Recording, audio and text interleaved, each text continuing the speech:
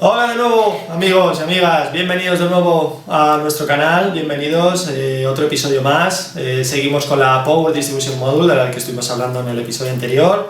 Si no lo habéis visto, os lo recomiendo, os dejo por aquí abajo en la descripción el enlace, y si no, ya sabéis que en la lista de vídeos que tenemos del proyecto RX8 Turbo pues tenéis todo lo que estamos haciendo, y ya sabéis que para no perderos detalles una buena cosa es suscribiros, así que bueno, ya sabéis. Bueno, como decía, hoy vamos a seguir profundizando en la Power Distribution Module. Vamos a enseñaros que hemos montado el sistema, lo hemos interconectado con la computadora del motor y bueno, con un pequeño motorcito eléctrico para que veáis las pruebas que vamos a hacer, y vamos a enseñaros a grandes rasgos lo que permite hacer. Vamos a encender y apagar un circuito eléctrico, algo más o menos sencillo, y ya en el próximo episodio veremos un control mucho más avanzado y veremos toda la cantidad de posibilidades que nos presenta este elemento, que como vais a ver roza lo infinito, lo que se pueda uno incluso imaginar. Así que bueno, vamos a ello y vamos para el garaje. Bueno amigos, bienvenidos de nuevo. Como decíamos, hoy vamos a enseñaros el funcionamiento real de la Power Distribution Module. Os voy a enseñar un poco lo que tengo aquí montado. Bueno, la Power Distribution Module, que ya vimos, la tengo alimentada con un transformador de corriente alterna a corriente continua de 12,5 voltios y máximo 10 amperios. La computadora del motor también la tengo aquí conectada. Tengo esta pequeña cajita que lo que hace básicamente es alimentar la computadora del motor y bueno, que pueda yo pinchar cositas y bueno, trabajar y demás. Tengo conectado por CAN bus la computadora del motor y la PDU, ¿vale? Luego os enseño el porqué. Aquí tengo dos pequeños potenciómetros. Este va a simular la temperatura del motor, o sea, a medida que lo giremos va a estar conectado a la ECU, y lo que va a hacer es que simulemos, según giramos esto, que la temperatura del motor, la temperatura refrigerante del motor aumente o disminuya según lo giremos. Y este lo vamos a utilizar para simular las revoluciones del motor, porque claro, no podemos enchufar ahora el motor ni arrancarlo y tal. El caso es que vamos a pasar por CAN bus, desde la ECU que tenemos aquí hasta la PDU por CAN bus. Vamos a pasar la temperatura del motor, ¿vale? La simulación que vamos a hacer de la temperatura del motor. Y el control de revoluciones o las revoluciones del motor lo hemos enchufado directamente a una de las entradas analógicas que tiene la PDU, que tiene 16 entradas analógicas, si no recuerdo mal, las cuales se pueden configurar de distintas maneras, como ahora vamos a ver. Este interruptor le tengo aquí pues para encender y apagar la PDU, ¿de acuerdo? Y aquí os he puesto bueno, pues un motorcillo con una cinta, porque vamos a hacer unas pequeñas pruebas para que veáis cuando se enciende y se apaga. Voy a poner el trípode de la cámara, a grabar también el portátil, y vamos a configurar esto, una simple prueba de utilizar uno de estos dos interruptores, el naranja, para activar o desactivar el motor. Venga. Bueno, creo que ahí se ve todo bastante bien. Voy a ponerme aquí el portátil un poquito aquí al lado para poder trabajar. Vamos a ponerlo aquí. Vamos a grabar y bueno, vamos al software de la Power Distribution Module. La vamos a encender, este es el software, vamos a encenderla. Ya podéis ver aquí abajo a la izquierda que pone conectada, y bueno, esta es la pequeña configuración que tengo. Os voy a enseñar un poco lo que he hecho. He conectado la alimentación de este motor eléctrico a la salida número 4 de las 16 salidas que tenía. Hemos enchufado la número 4 y voy a utilizar este controlador para nada más que encenderla y apagarla, ¿vale? Entonces bueno, creo que si ahora le damos, ya veis que gira, y si lo cierro, bueno, pues se para el motor. ¿Qué nos permite hacer la Power Distribution Module? Bueno, vamos a hacer la configuración desde cero. Vamos a eliminar lo que hay ahora mismo.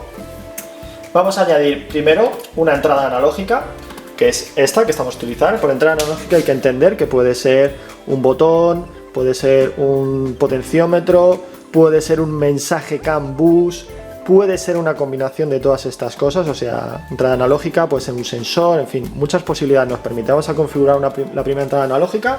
En nuestro caso la teníamos enchufada a la entrada analógica que está en el pin A1, y se puede configurar de tipo activo por caída de tensión o por subida de tensión, como se quiera. Incluso se puede asignar la resistencia que se quiere dejar. También se puede poner, como veis aquí, un rotary switch que básicamente es un interruptor que tiene varias posiciones y en cada una de las posiciones va quitando o poniendo voltaje. Y pues puedes utilizarla, pues yo que sé, pues para poner en distintas velocidades un motor, yo que sé, por ejemplo el motor de la calefacción o cosas así. O sea, puedes hacer muchísimas cosas. Pero en nuestro caso ahora vamos a ponerla como un interruptor de tipo lineal, un potenciómetro lineal, en el cual cuando tenemos 0 voltios lo vamos a decir que es un valor de 0, y cuando tiene 5 voltios le vamos a decir que tiene un valor de un 100%, por ejemplo, pero le podríamos poner cualquier cosa. Entonces asignamos esa entrada y ahora vamos a configurar la salida número 4, que es la que tenemos conectada a este motor. Nos vamos a las salidas, que está, ¿dónde está? Que no la veo. A Power Output. Bueno, a ver si soy capaz de darle donde es. Power Output. La vamos a seleccionar, la número 4. Esta salida nos soporta, ya veis que lo pone, nos soporta hasta 25 amperios de corriente continuada. Esto lo vamos a aclarar un poco. Y bueno, veis que tenemos aquí un par de parámetros para configurar. Este primer parámetro que pone In Rush Current significa que aunque la salida esté diseñada para soportar un máximo continuo de 25 amperios, le podemos decir que durante un determinado tiempo que tenemos aquí, por ejemplo un segundo, pueda permitir que pasen más amperaje. Esto se hace, por ejemplo, en los motores eléctricos como este o más grandes. Lo que les pasa es que cuando arrancan, primero demandan mucho amperaje y luego ya bajan y se mantienen un amperaje más o menos constante. Entonces, en ese pico que genera, lo que no queremos es que el fusible digital que tenemos aquí salte y nos cierre el circuito. Ahora vamos a hacer una prueba para que los veáis cómo sube el pico y luego baja. Entonces, durante un segundo o algo así le podemos dar permitirle que pase un poco más de amperaje de lo que está diseñado esto, y luego ya le definimos cuánto amperaje queremos que pase. En este caso este motor es muy pequeño y le vamos a poner que como mucho, yo que sé, que de pico tenga 8 amperios y luego de corriente continuada le vamos a decir que 2. También no va a gastar nada porque ahora no tiene ninguna carga aquí enganchada. Si le pusiésemos algo aquí gasta más amperaje, pero bueno, para eso está. Entonces podemos definir el amperaje máximo y también el amperaje mínimo. Así, de esta manera, si hay algún circuito, por ejemplo, que cuando está activo, cuando la Power Distribution Module lo activa y su amperaje es menor del mínimo que le hemos indicado, podemos determinar que la bomba, por ejemplo, o lo que tengamos enchufado al motor, se ha fundido, ha dejado de funcionar, con lo cual no está consumiendo amperaje, y podemos determinar que esa bomba ha fallado y pues actuar en consecuencia. Podemos activar otro segundo circuito alternativo que tengamos para suplir esa carencia, o sacar el mensaje CAN bus que tiene esto a un sistema de alarmas. En fin, muchísimas cosas podemos hacer. Pero bueno, vamos a hacer algo simple. De momento vamos a dejarlo así. Aquí donde pone Retry Count, esto significa cuántas veces permitimos hacer saltar el fusible interno. Ya dijimos que estos son relés de estado sólido, no son fusibles, pero bueno, como si fuese el fusible. ¿Cuántas veces permitimos que este circuito falle antes de que la Power Distribution Module lo anule por completo hasta que apaguemos y encendemos todo el sistema? Pues ya podéis ver que en este caso tenemos 3 veces, se permite 3 veces y se intenta cada segundo. Es decir, que si detecta que alguna de las condiciones de consumo que hemos determinado antes, de amperaje máximo, mínimo o tal, se exceden, hace saltar el circuito 3 veces y lo reintenta 3 veces con un lapso de tiempo entre cada una de ellas de 1 segundo. También le podemos poner, como veis aquí abajo, que lo intente para siempre. Esto puede ser interesante, por ejemplo, para la ECU o los inyectores o cosas así que no nos dejen tirados en mitad de pista y nos permita ver que hay un fallo, porque nos va a avisar con estas luces, poniéndose distintos colores, o incluso sacando mensajes CAN bus si lo queremos monitorizar, pero que no nos deje tirado en mitad de pista y nos permita, aunque sea con ciertas funcionalidades limitadas del vehículo, llegar al box y poder revisar qué está ocurriendo. Es algo interesante. Pero bueno, en este caso lo vamos a dejar aquí y así luego hacemos pruebas. Y bueno, no me quiero meter en configuraciones más complicadas como es el PWM, que veremos en un capítulo siguiente, en el siguiente capítulo, porque es algo interesante y es lo que nos permite, como hemos dicho alguna vez, de variar el voltaje para regular la velocidad del motor. Ahora le vamos a asignar en el siguiente parámetro cómo activamos este circuito. Si lo dejamos como está en default, ya veis que tiene un on-off, significa que cuando activemos la Power Distribution toda entera, ese circuito se va a activar el solo. Eso, por ejemplo, viene bien Para la ECU, cuando nosotros pongamos el contacto del coche, se va a activar este elemento, la Power Distribution Module, y le vamos a dejar que el circuito que alimenta la ECU se active de manera automática, porque no queremos estar dando más botones por todos lados y hay circuitos que queremos que se activen según activamos nuestro control de energía. Pero bueno, en este caso sí que le vamos a poner un canal que puede ser muchas cosas, puede ser, fijaos, toda la lista que tenemos aquí y más cosas que irán apareciendo, así que aquí podemos empezar a hacer cosas muy interesantes.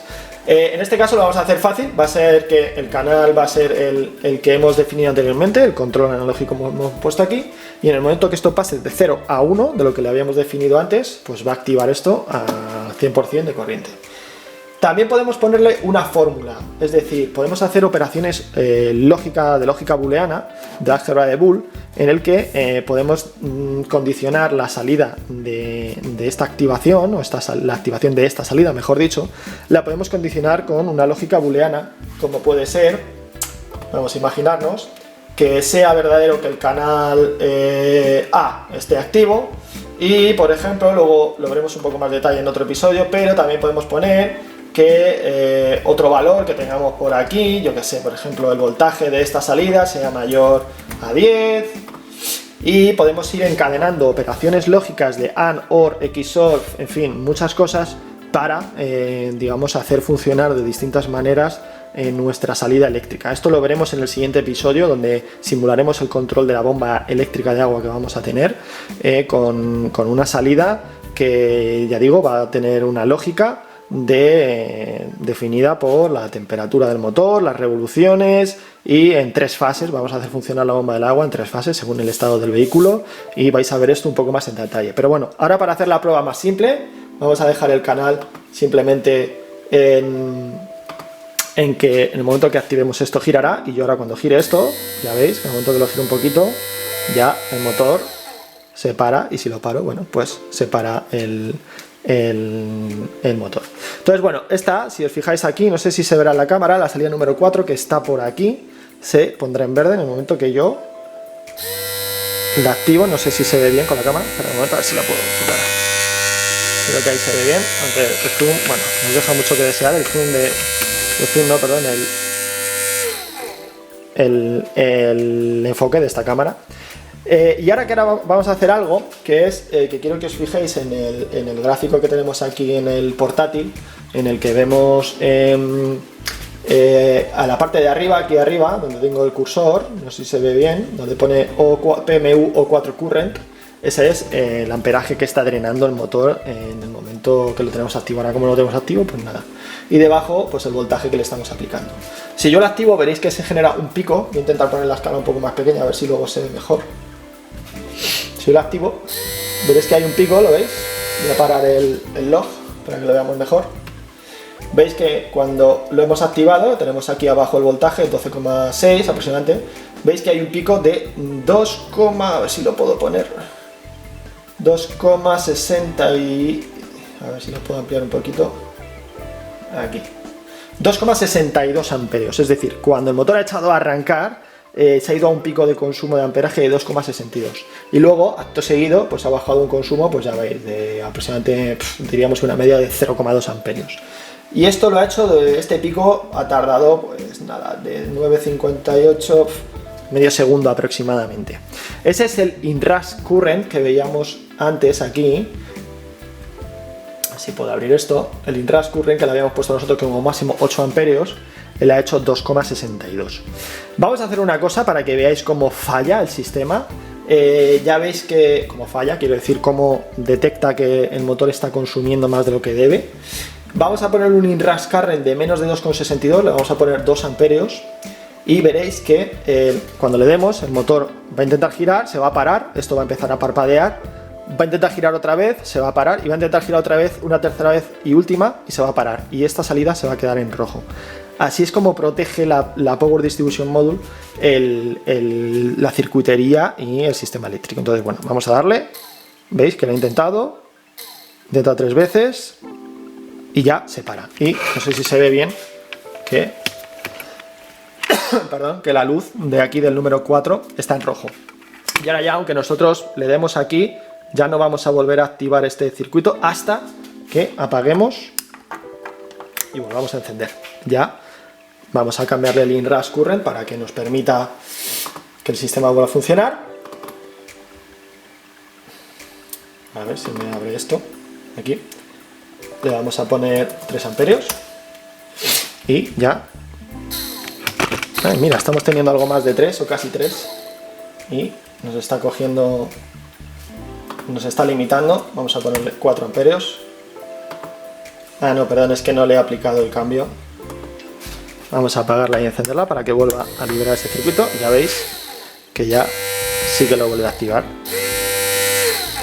Bueno, de esta manera es como, digamos, protege a nivel de fusible, o lo que sería el fusible, los circuitos. Si lo que hemos programado excede los valores que nosotros le hemos dicho de consumo, o sea, hay un cortocircuito, esto lo detecta, nos tira abajo el circuito según nosotros lo habíamos programado. En este caso, ya habéis visto, le habíamos programado 3 reintentos con un segundo de diferencia entre cada uno, o le podíamos dejar que lo intente para siempre.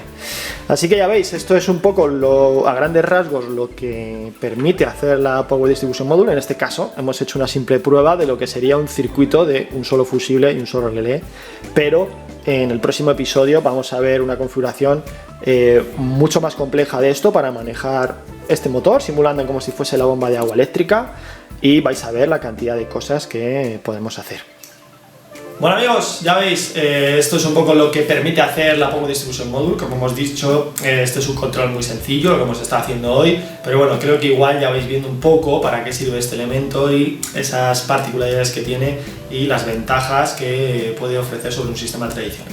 En el próximo episodio vamos a ver un control mucho más avanzado de todo este sistema. Vamos a simular lo que sería nuestra bomba de agua eléctrica, vamos a ver cómo la vamos a hacer trabajar con una lógica más compleja, utilizando mensajes CAN-bus, en fin, algo muy interesante que desde aquí os invito a que no os perdáis. Así que ya podéis darle al botoncito este de suscribir, que suele aparecer de vez en cuando por aquí. Y nada, cualquier cosa, como siempre, si tenéis dudas, comentarios o lo que sea, me lo dejáis ahí para que nosotros lo respondamos cuando podamos. Y pues nada, si os ha gustado el vídeo, ya sabéis, como siempre, pues nos dejáis un buen like. Y nada, nos vemos en el próximo vídeo, ¿vale? Venga, saludos, chao.